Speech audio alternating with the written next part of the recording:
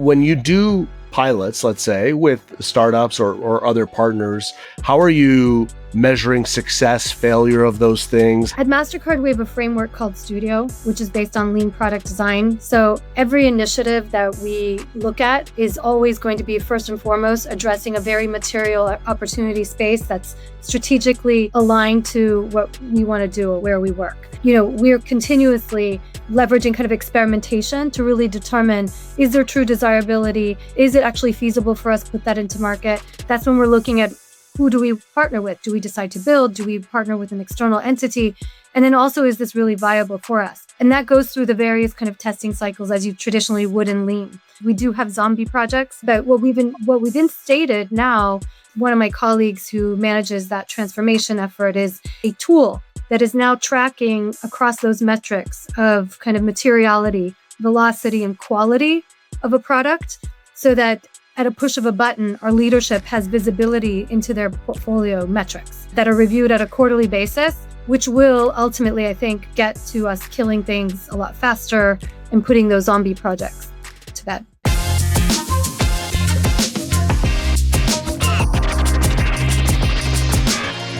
Maja, thank you for being on the podcast. It's great to see you. You and I met back. I actually went and looked this up back in 2020. So it's been 5 years. And we had the opportunity to work together. Highline Beta facilitated a number of workshops on growth innovation, lean methodology, and other things with MasterCard. And that was amazing. And I remember being really impressed by the sophistication of MasterCard's innovation system. Sort of the training, the facilitation, the venture building that you were doing. I remember getting a tour of some facilities and being like, there's a lot of cool stuff going on here.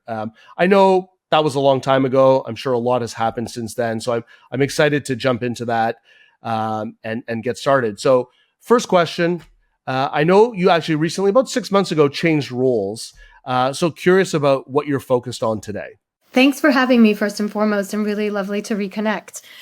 So yes, about 6 months ago, I changed roles. In my previous role, I was developing new product development as part of Mastercard Foundry, working mostly in areas like real-time payments, cross-border, data and services. And now my new role is brand innovation and insights team, leading brand platform innovation. So developing direct to consumer, direct to small business or business capabilities to really help differentiate our brand and also then to fuel our products and services. What has changed the most? I guess obviously it's been 6 months now in this new role, but reflecting on how the organization has also changed its approach to the innovation. Well, I don't think that the role of innovation has changed. It was maybe a realization that the world of marketing has changed. So marketing, as you may be aware, over the last decade, we've seen a lot of convergence between just traditional kind of advertising. We're living in an economy that is really focused, we call it the experience or the attention economy, where kind of traditional advertising no longer breaks through. And so that coupled with the realization that marketing technology is also converging with ad tech has led us, and now even more so commerce, has led us to this kind of new realization that we really need to be thinking through about how do we break through as a company. People will value experiences a lot more than just things. That basically became our first brand play, where we developed our priceless platform that connects consumers to their passions and experiences. And so now this is the next evolution of that. And would you say that most of your time is spent, is it venture building? Is it partnerships? How do you look at? It's a combination. It's a combination. Okay. So you're doing all the things. Yeah. Yes. I mean, I think at Mastercard, we were also smart enough to realize that we're not always the smartest people in the room, and that we need to really build kind of together with other great entrepreneurs and thought leaders. For that reason, we invested in a program called Start Path that sources from around the world, hundreds of startups that have a commercial connection to our business and to our customers' businesses. We've been doing that across fields like payments and security and identity for years. As the world now is, moving with AI, we're also looking at kind of new capabilities that are horizontal across all of our units, including the brand and integrated marketing communications function as well. So a real balance in between core innovation and beyond the core. Are you seeing more momentum with kind of the international outreach to do pilots with startups? I don't know if I see more momentum. I think that was an always on kind of activity for us. And we've definitely seen over the last like 7 years, our main customers, whether it's banks, issuers, and fintechs, just realize that, it's collaboration that's going to be the winning formula. And so I would say it's just a continuation. I think when we first started working with startups, a lot of it was about signal spotting. And then it converted into kind of how do we create mutually beneficial commercial arrangements where the startup has an asset that we need or customers need, and how do we co-develop things together? And then now I feel like it's now reverted again to even more of a balance because we're still doing those commercial things with fintechs, but at the same time, given the pace of change and the rate of adoption, we created a new Horizon 3 venture fund that's really focused on just helping us discern, where's the world going as we think about kind of new capabilities, and agentic commerce, for example, is just one element. Like, how do we really have a seat at the table and really understand kind of the insights that are coming out of that space? And so a couple of things there, but maybe just on the Horizon 3 venture fund side of things. I know that's not necessarily, that's not your role, but what stage of company are you investing in? How are you looking at the relationship there? Does there have to be a commercial deal in place for that to work? So what's the strategy that you're seeing play out there? I think it's a similar strategy to as you would see it in a corporate venture, in the sense that we are looking at areas that are important to Mastercard and Mastercard's future, so that there's a strategic tie back. And we do that by collaborating with our business units to understand the areas that are most important, that where we either see potential of future disruption or opportunity. And so it is very much kind of that corporate venture model. We're looking at companies that have a product, so like Series A typically and beyond. Got it. And if I can, one other thing, you use the term agentic commerce. What are we talking? What I mean, I understand AI. I understand AI. That sounds like I'm a genius or something. But what is agentic commerce, and how are you specifically thinking about all the change with AI? So we know that everyone is on an AI journey, right? If I had that answer, I would probably be a lot wealthier than I am today. But well, the things that we do know is that the world that we will soon live in will be a hybrid world, right? It's going to be a world filled with humans and with agents representing not only us as individuals, but brands, retailers, media, and all of these kind of the new agent, I would say, economy will need to have ways to engage, emote, transact, understand, perceive, and execute, whether it's going to be semi-autonomously or eventually autonomously on your behalf. And that will massively, I would say, change the world of commerce, especially if you think about that those things will also need to happen all in real time. Right. So you're talking about agents. I mean, if I use like agents buying stuff on our behalf. Yeah, I mean, the agent economy, a potential part of it is shopping, right? But then there's all the other aspects of improving productivity, managing things on your behalf as your assistant, et cetera, et cetera. You mentioned a bit about a balance of co-development in kind of the approaches. What is your advice on really unlocking some of these blockers that people don't take that journey in co-development? We've seen this in a lot of different FIs having challenges to get to that stage. And it seems like you've been able to get to a stage where you have a nice portfolio approach of innovation projects. Yes. I mean, when I specifically talk about how do we partner with external startups or parties, the most important thing, and this is not just at Mastercard, but my experience back, at Citi and other places, which is just the ability to innovate together, which often, if you're working in a highly regulated industry, you have to deal with things like very long onboarding cycles, legal contracts. And so through the Start Path program, because it is so tied to the business, we've been able to create much shorter cycles so that you can really quickly onboard and legally work with us for this purpose of innovation and POCs and testing. So I think that was a massive, let's just say, back-end capability that's fueled our ability to move faster. That's fantastic. How short have you been able to kind of truncate those cycles? 4 to 6 weeks. Oh, fantastic. Yeah. Yeah, that's amazing. And then when you do pilots, let's say with startups or other partners, how are you measuring success, failure of those things? How do you decide what to double down on, not double down on? Because not every pilot's going to work. So what does that process look like? And maybe it's a little bit of the how do you, Mastercard, handle the inevitability of failure in some of these innovation efforts that we put ourselves into? So at Mastercard, we have a framework called Studio, which is based on lean product design. So every initiative that we look at is always going to be first and foremost addressing a very material opportunity space that's strategically aligned to what we want to do or where we work. We're continuously, leveraging kind of experimentation to really determine, is there true desirability? Is it actually feasible for us to put that into market? That's when we're looking at who do we partner with? Do we decide to build? Do we partner with an external entity? And then also, is this really viable for us? And that goes through the various kind of testing cycles as you traditionally would in lean.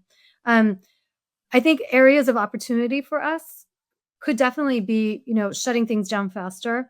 Despite having this great framework, we are still susceptible to, this is a pet project that someone really loves, so we'll fuel it and continue it. We do have zombie projects, but what we've instated now, one of my colleagues who manages that transformation effort is a tool that is now tracking across those metrics of kind of materiality, velocity, and quality of a product, so that at a push of a button, our leadership has visibility into their portfolio metrics that are reviewed at a quarterly basis, which will ultimately, I think, get to us killing things a lot faster and putting those zombie projects to bed. Okay, so harder to stay committed to my pet project when the dashboard is available to everybody and they can see my pet project isn't working. That's right. Yeah. You have to take data to drive those decisions sometimes. Yeah. Do you think everybody's on board with that idea? Like, does everybody like, yes, please, more data, more transparency? Or are people like, oh, I don't really want to look, under the hood or find where the skeletons are buried? I think everyone is on board, and whether they are or not, the way that we have architected the solution, first and foremost, is something that our board has been presented with. So they are also asking us for that, because they're also asking us, what's in your pipeline for growth? So this is going to give them full visibility into that. But we've actually embedded the tool into the actual product development process so that you're required to leverage tools like AHA and our product catalog from the very moment you have an idea inception, and as you progress through the different phases of product development and commercialization. Right. So you sort of have no choice but to track things, let's say, honestly, because otherwise, a project with no data at all is just, people are going to be like, well, you're just not following the process. So, and you would never be able to progress. Exactly. Yeah, you can't get through the stage gates. Yeah. It's always a balance, as we know, too, especially at these projects at such an early stage. I mean, there's the science, but the data, and there's also kind of the qualitative measures too. But I think it's great that, as you said, if you don't track anything, clearly there's not much momentum happening there. Maybe we should just zoom out a little bit. I mean, you had a lot of success at Mastercard just from an organizational level. How is really innovation structured at Mastercard? Well, first and foremost, the notion of innovation is not something that sits in one place. And I think that's super important, because whether you're working on, innovation for today or innovation for kind of tomorrow or Horizon 3, we really do believe fundamentally that it is truly everyone's role. And while we have pockets where the capabilities of innovation are managed, like in Mastercard Foundry, where I sit, or in other parts of the organization, like the Brand Innovation and Insights team or our AI Center of Excellence, it's to create the tools and the capabilities and the skills so that the whole company can innovate. It's super important for us. One, because we know that in order to be relevant tomorrow, we have to attract the best talent the best talent will only come to us if they're working with modern tools, right? Nobody wants to come and work with outdated tools. They want to know that they're in a company that is really investing in innovation. And so, we have a number of places where we provide like tools like design systems or cloud capabilities or workbenches, but that's really for the greater mission so that the whole company can actually innovate. Right. And then H3 lives with the Foundry. Is that yes? Okay. So Horizon 3 and our actual studio for building new products lives with a Foundry, but our model is very much a collaborative model where, we act as a service to our businesses. So we're very much tied to what is their strategic focus. We take a portfolio approach so that we're balancing near-term innovation as well as further out innovation. That's also really important for us as an organization, because when obviously times are tight or you need to show real kind of in-year returns, you're able to dial back things while not completely defunding kind of the risks and the learning that you have to put in place for Horizon 3. Right. And do you feel like this moment in time with AI, is it really time going on the offense and you're spending a lot more time taking more bolder approaches and building out these capabilities, or just what's the orientation right now? I think that it's still the relatively same mix. I would say that, the fact that we created a Horizon 3 fund, I think it was like 2 years ago, just demonstrates the need to kind of be focused more in that space. But I would say that our kind of the mix of the portfolios are still the same. I think we've only made like 1 or 2 investments in the Horizon 3 fund so far. And it's more about learning at this stage. Okay. Learning and insights. Yeah, exactly. How about you guys? What are you seeing with the clients that you're working with? What are the different approaches that they're taking? Yeah, I mean, I think it's super interesting because you're seeing a lot of focus still in digital transformation closer to the core AI budgets and initiatives. But we are seeing a new wave of organizations who are taking bolder approaches. That's kind of why I was also kind of trying to get a sense of what was the temperature like, that are really looking at, I would say, more like H2 kind of initiatives. Some might have CVCs that are, looking like you described, they're making bets in the H3 world, but things that are a bit more actionable, and that's why, piloting and having these different interfaces at different stages becomes so critical in taking that portfolio approach that you described. But even with all the kind of the macro turmoil right now, we do see a lot of appetite to go on the offense. Interesting. Like, can you cite any of those, or like what exactly they're doing that's different? Yeah, we've seen it in different industries, in different geos as well. Typically it's come down to CEOs' leadership and kind of boldness based on where they stand on the agenda of innovation. That being such a strategic component of growth.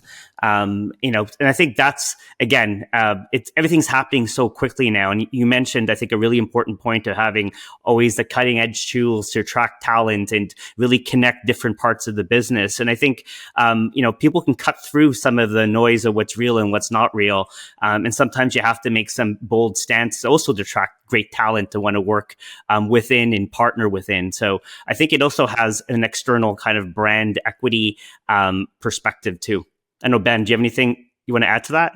Yeah, I think what we see, I mean, of course, it's across the board. I think we're in a sort of time where, some companies are literally shutting down their innovation team, like, shutting down that H3 kind of thing and like, no, retrench. And others are doubling down the other way. And the model that we're the most excited about, because I think it aligns with how we think about stuff, is the venture studio model.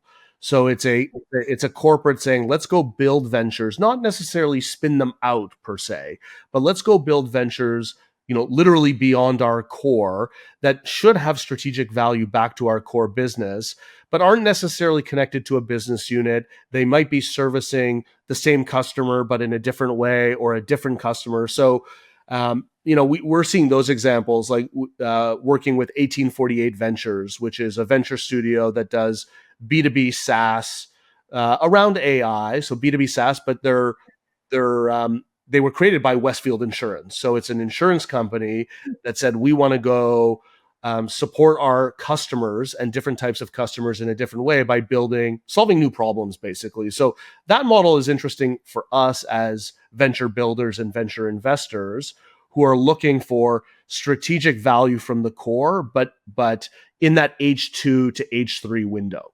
Yeah, that's super exciting. I think that's something that we have not yet explored as a kind of an approach, which, to be honest with you, I think it probably the timing right now is better to revisit, to your point.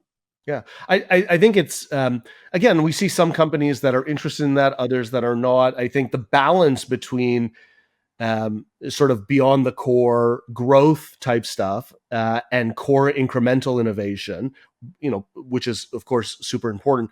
I think a lot of companies genuinely struggle with that balance. They just, of course, they focus primarily on the core stuff, but in my experience, when they shut down the growth stuff, they're doing themselves a disservice. I think it sounds to me like Mastercard is consistently attempting to do both all the time, probably dialing up a little bit one way, dialing down another way. But it sounds like you've managed to maintain some consistency and not do that sort of, we're all in on this crazy innovation. No, we're not all, and that sort of back and forth. No, definitely. Like an example of us kind of just moving beyond the core is that last year I collaborated with our commercial and transfer solutions team. And if you think about us, our core business, right, which many of you probably know, is like our card business, right? That's what Mastercard, because your consumers know us. But increasingly, our business is in the commercial servicing B2Bs. So we launched a new network for cross-border for kind of the B2B space. So that's just an example of a kind of big growth bet that we made.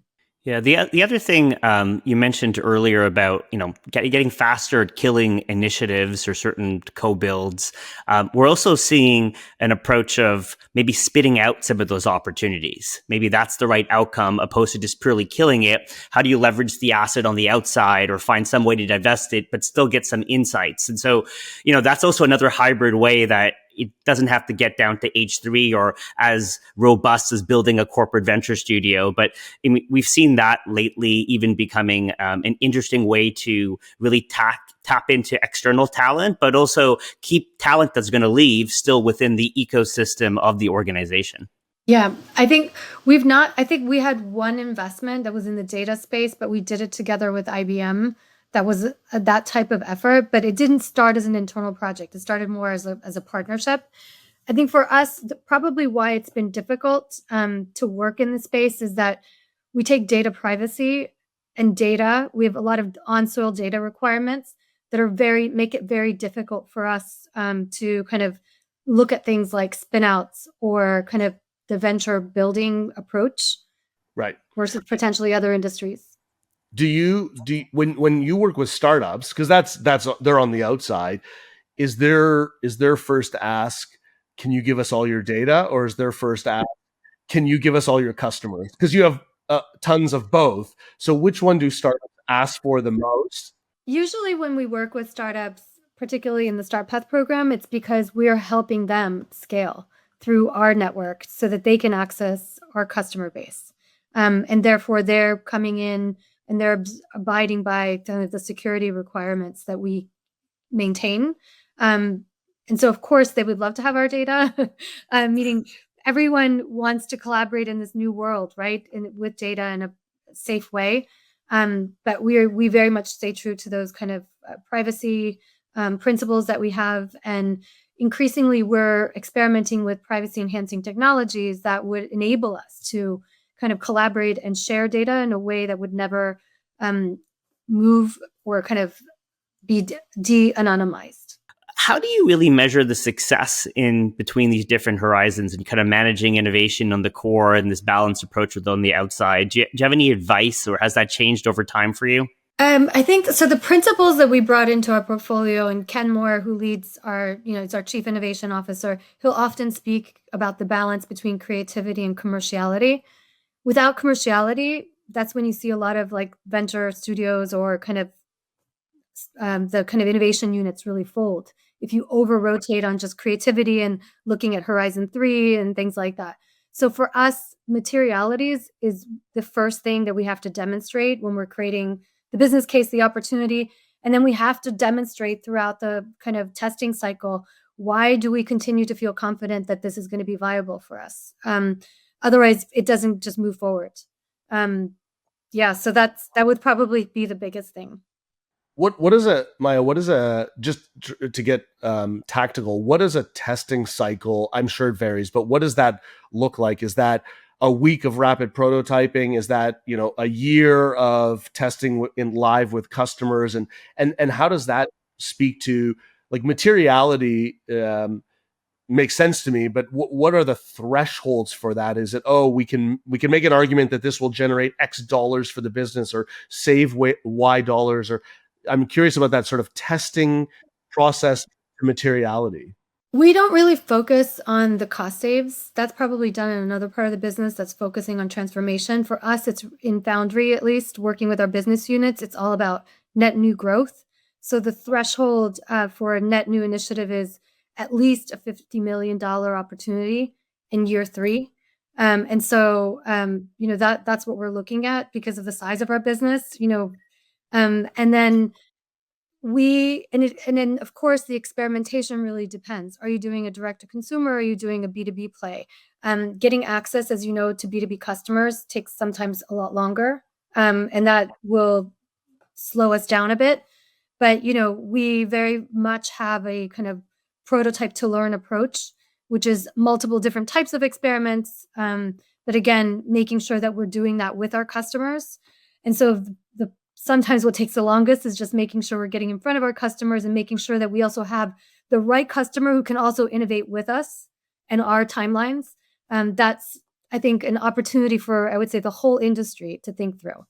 I think where a lot of folks have failed is getting those business cases done quickly. It seems like you've been able to get to materiality quicker. Do you have any advice for leaders on how to even get those business cases done faster, or any hacks? From what I've learned from just the whole startup ecosystem, sometimes in the beginning, you're just doing back of the envelope calculations, right? What's your total addressable problem? And then as you start refining your concepts, starting to make the assumptions, and then throughout that product development process, really de-risking and validating, like, is this truly viable? What's it going to cost for us to bring this to market? Do we have the right sales teams, distribution channels? And increasingly, as we start moving into kind of that B2B space, we don't traditionally have those distribution channels, right? And we don't want to have that old world kind of one-to-one relationship sale model. So I think those are new muscles for us that we're building as well. But yeah, that's kind of how we're thinking about things. Oh, fantastic. I know you've also done some work sitting on kind of startup boards. What advice would you have for kind of startup founders trying to engage with MasterCard? I mean, I would say, like all corporates, there are certain expectations that a corporate has when you're dealing with them. And my first, I would say, lesson to them is one of patience, because as you know, selling into a large corporation is typically a longer sales cycle than if you're just putting something in the market and you want to see how you get feedback. So patience, really understanding that, the people that you're dealing with, the security that is in place is because we want to maintain that trust, right, with our ultimately end customers that we've spent decades to build. So kind of having that grown-up understanding of why certain things exist also is really important. Got it. And on the back to the business case, what's the level of evidence that you need to say this is a 50, we'll just use 50 as the number, right? This is $50 million in 3 years. We should invest in this thing, whatever this thing is. What's the level of confidence or evidence that you need? And maybe it's different for B2C and B2B.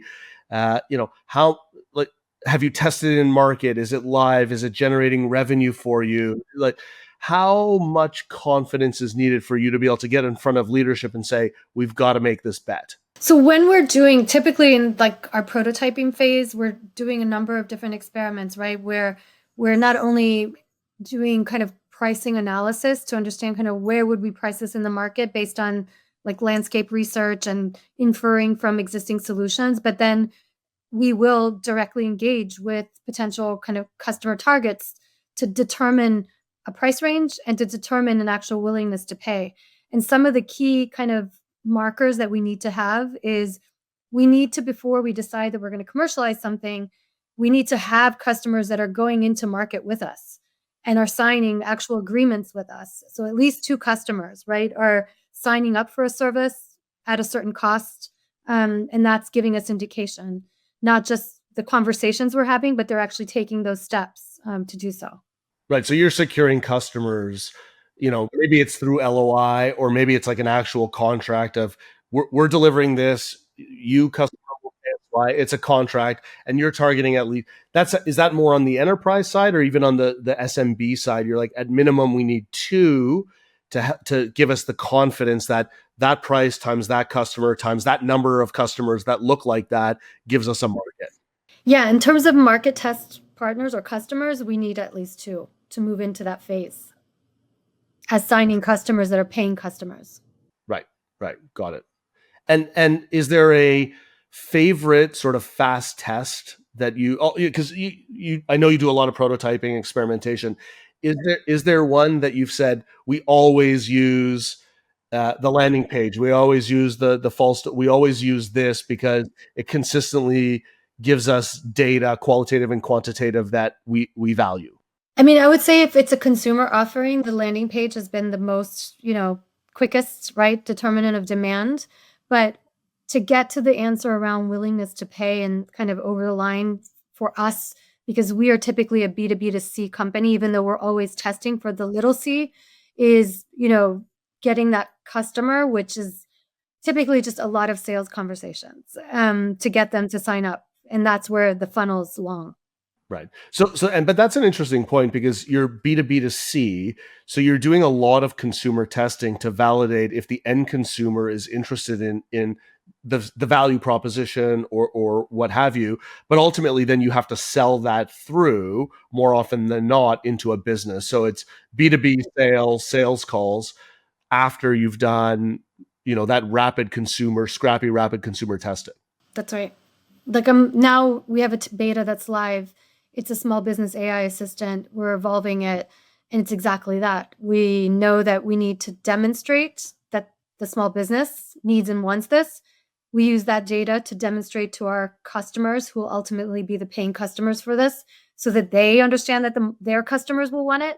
But then it's a sales cycle with them and understanding like what's their environment, what's their kind of appetite.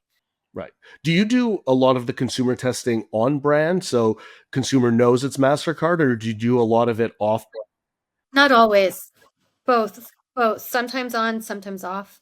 I think what we've learned through our testing, though, is when we present a solution, because we also want it to be off brand, just to understand like what's the independent view.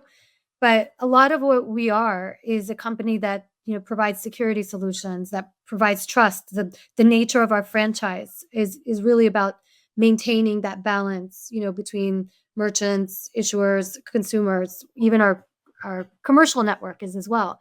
And so for us, we've seen through testing that our brand really drives a lot of preference.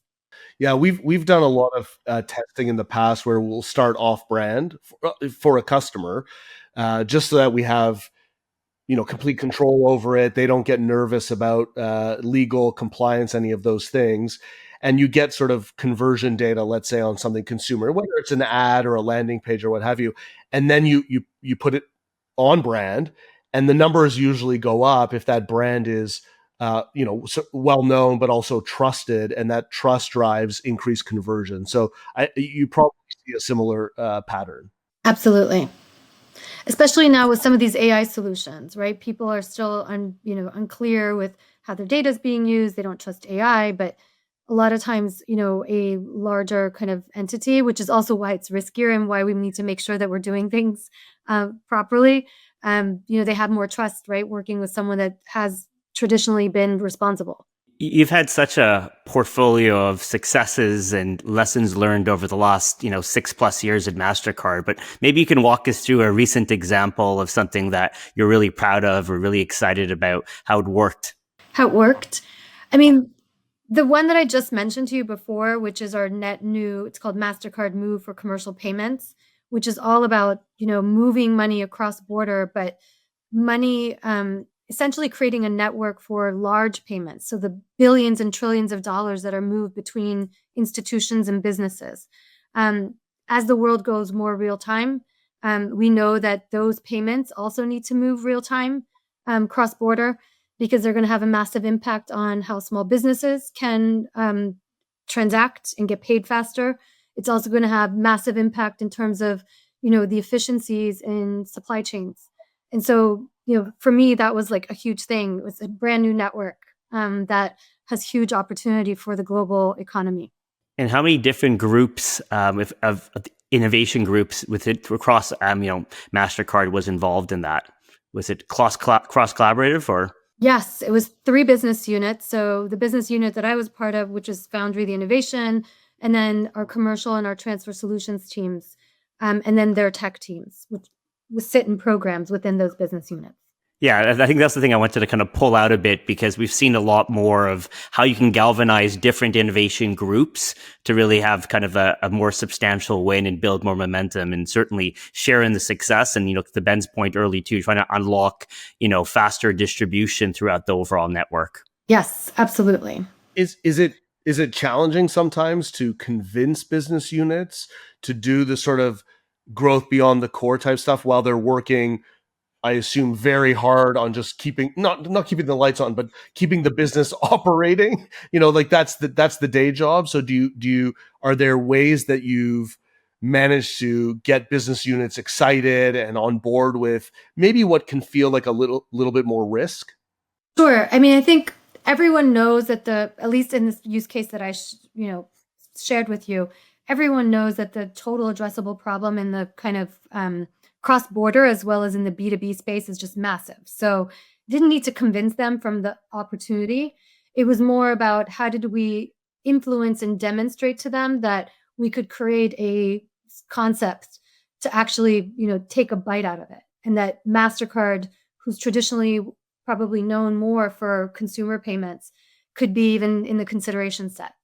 But luckily, the portfolio approach that we take is, one of my responsibilities would be to work with the leaders of that unit to make sure that, we're helping to influence strategy or share what the strategy that they're trying to develop. Sometimes that involves doing research to help kind of influence. Other times it's really building on their strategies, but together with them. So did you, in this particular case on the cross-border payments opportunity, did the Foundry and your team sort of go, everybody can see it, the problem space and the size of the prize. Did your team sort of go and say, let's go see if we can figure out that they're there, and then bring it back to the business units and say, guys, I think we found something here. Now we need some resources and some capabilities and some prioritization from you to realize it? Is that how it played out? So this one, I mean, no, actually that one was very much done in collaboration with them. So they saw the opportunity, but it was like, how do we use Foundry to help us validate that they're there? Help us bring back the evidence. So we did that in a number of ways by collaborating with third parties, by customers, prototyping, demonstrating the evidence that we could do it, and just taking that normal kind of product development approach. Got it. So it was more as if they saw it, they came to you and said, can you help us do this? Focus on it with the speed and the skill set that your team has around rapid prototyping, experimentation, and research. So they brought it to you.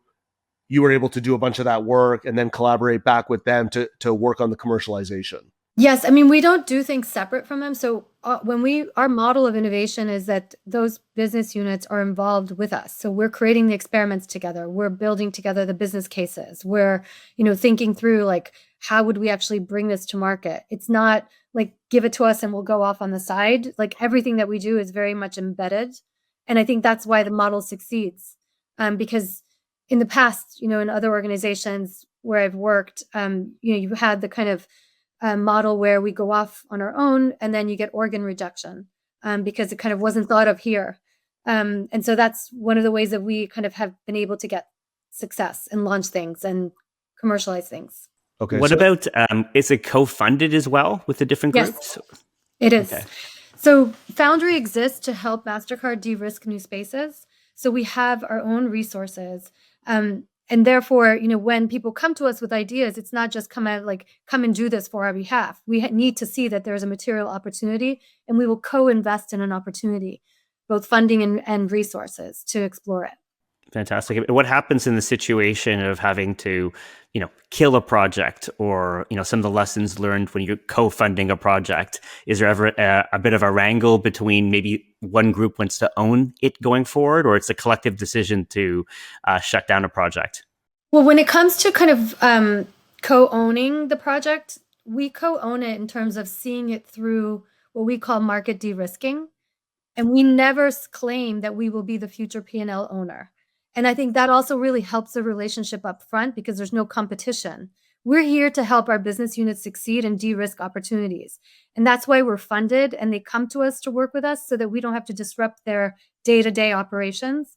When we decide that the market data has shown us that we don't need to move forward, it's okay, because that's exactly what our role is. Our role is to see if something is, de-risked or not. You're finding the truth, and you're providing that for everybody to see. Exactly, without them having to risk their balance sheet or P&L kind of of that year. How do you build up, and I know Foundry's been around for a while, but how do you build up trust with the business units? So I know it's an embedded model, which I get, but they're still trusting another group, right? They're saying, okay, we believe in your approach, we believe in this model, we believe in Maja, we believe in that team. How do you build up the trust with them that they feel like they can take this different approach to the work? Because I say different because I assume it's quite, I know the Foundry model, and I assume it's quite different from the day-to-day operations that those business units are executing against. So how do you build up that trust with them so that they feel comfortable in this new way of working?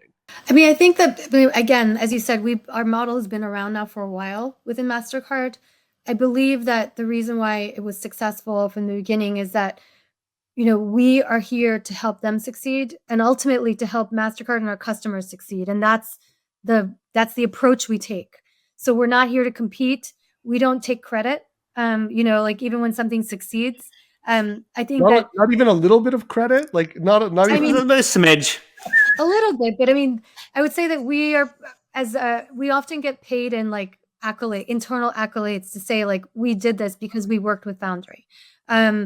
But I think ultimately it's success that drives greater success, right? So, as with any partner, you look for quick wins. How can you help someone be successful quickly so that you can build towards a bigger opportunity? And so when I start working with a new business unit, I'm always looking for how can I quickly make somebody successful, so that we can, gain kind of the credibility to get more work. Yeah, and I think it's such an important point of having that kind of integrated culture of innovation that's supportive, and you understand the mission of how you're servicing these business units, and sharing, the accolades maybe internally, but everybody's kind of united as winning as a team. Yeah, absolutely. And I'm curious though, then in the venture builder model, how do you do that with your customers so that you're not competing, right, with those kind of internal innovation units? Yeah, it's a great question. I think it's not competing usually because you're chasing very different things. So I think that's one part of it. You can still be collaborating with business units, but you are looking at H2 or H3 where they don't have the resources. For starters, the priorities are not on those things, and the expertise or the capabilities to do it. So I think what we see in the sort of venture studio model is there is a bit of a separation, but it can't be so separated that, to your point, it's so siloed that it lives somewhere else and nobody knows what the heck's going on, because eventually somebody says, what are they doing over there? Yeah. So how do you report back? Because for us, for example, I have business leaders. I have regular meetings with them and their strategy teams and quarterly reviews and things like that. So how do you in the venture model kind of tie back that reporting or sharing to the mothership? Yeah, there's always a governance model of sorts that exists. So sometimes it's in the form of a venture board, we would describe it as. So the person who runs the studio, let's say, CEO, maybe there's a chief innovation officer, or even business unit folks are participating in that. So when you're bringing things back and you're saying, here's the progress we made on this opportunity or this problem or this space, they're seeing that and connected to it. And also, learning about, well, how are you working differently, so we can maybe take some of those learnings and leverage them even inside of our H1 innovation. So there's a governance structure that exists, a venture board. Often we will sit on it. So often a venture board has an external party as well who brings sort of that, hey, I don't have a dog in the political fight that may exist here. I just want to see these ventures win. But you also often see things that a studio builds get integrated back into the core. So they sort of separate it out so that it can move faster. It can do things that maybe the core just isn't set up to do. But then you say, oh, that's not really a business by itself. It's actually a capability that could help scale something in the core. So you do need a path to sort of scale things independently, but also a path to bring things back in because it's better suited scaling on the inside. Yeah, in some of the cases we've seen, there's sometimes healthy competition, but ultimately it's about cooperation and really driving things. The on ramps has been described, like building businesses that will help support and amplify things into the core, or looking at things that aren't a great fit that help drive external growth innovation. The other piece I would add goes back to the co-funding. And so the more you have dollars that are shared or that level of alignment, then you start driving towards being part of the same team, opposed to trying to really compete. And so there's real skin in the game.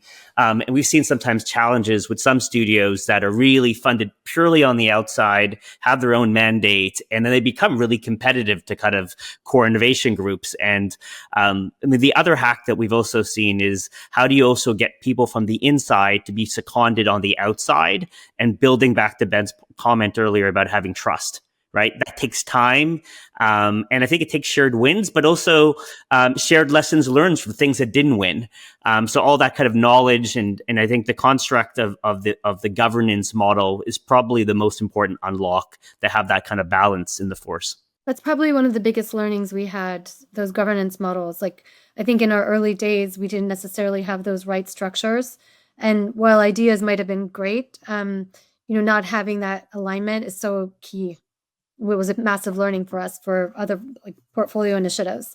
And do people usually come to you with the idea, or do you kind of collaborate on the idea or the opportunity? It's both, but often they're coming to us with an area that they're interested in exploring. So not a, hey, I think the idea is X, let's go build that thing. Because usually at that point they're too committed to it, and we're like, what if that's wrong? So usually it's a customer segment or a mega trend that's happening, that they're like, I think we have to explore that and try to understand it. So it starts at a pretty high, vague-ish level quite often. And then part of our job in a studio model, again, is to say, how quickly can we get to ideas, demonstrate an ability to experiment and execute things? Because I think, Maja, you said quick wins earlier, which I 100% agree with. If you're off and you spend 3 years building the operating model and futzing around, nobody's going to care anymore. So it's often in that vague, we should go explore this thing, but we can't have our existing business units do it because they're too focused on executing the 1 year roadmap. So we do want to create a little bit of separation. And that's where that venture building model becomes an interesting way of doing it. That's great. Well, I think a lot of people sometimes go and say a lot of corporate innovation is innovation theater. And I think what we've seen over the years is a lot of great core innovation gets executed, and a lot of, as you described, you get the internal credit of things, but don't get the external validation sometimes. And I don't think there's a lack of maybe attribution to how much some of these growth innovation firms, units are actually should get that they don't get. Yeah, I definitely would agree with that. I believe, there's a lot of people that are doing core innovation or just innovation. I don't know if this is where people would agree. Like, in some ways, I do agree with that. There's a lot of innovation theater still. And what I don't agree with is the fact that I think a lot of people's systems have matured so that they're not just looking at those early kind of theater, like, let's do innovation for the sake of innovation or challenges, but they've also tackled like capabilities on the back end so that they actually start showing meaningful results. I've seen that. I've seen the whole industry kind of mature more. Right, which is a positive, right? So you're Yes. we're putting a positive spin Yes, on innovation. absolutely. No, that's good. Why not? why not end on a positive spin? So Maja, thank you for joining us. We really appreciate the time. Great conversation. Thank you so much. It was really great. And hope to see you soon.